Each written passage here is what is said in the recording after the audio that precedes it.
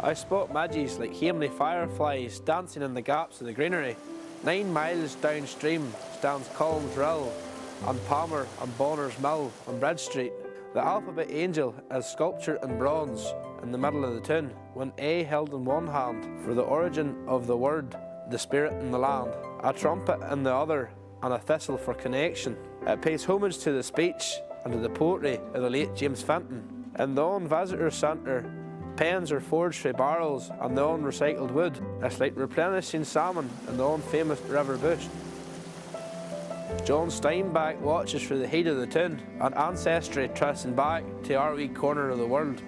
Near the foot of the Ronan, with the butterfly with wan-coloured wings, lands aside Legion Hall. I hint the face of the clock tower. A wee cove with basalt stain transports me out by tram to those infamous stacks that paves the way to Fingal's Cave and the Causey. 'Twas seen so wonderful, it's bound to know the pillared lava was thrown by giant arms in a feud dosed by myth and magnitude around the coast from the castle to Dunluce, and on views of Portland Tray on a clear day. Countryside dunes burst full of smells like morning dew, mixed with heather and fuchsias, with eyes bright at night. Black rock beach is lined with mayflowers, and twisting roads carve into Ballantoy Harbour.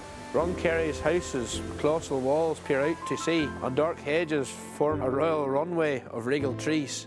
Since 1608, stones of gold have been aged in casks and labelled with a signature brand. Droves of tourists come by in summer to kick at the place behind the name and the renowned history of which no other to the hame of Old Bushmill whisky.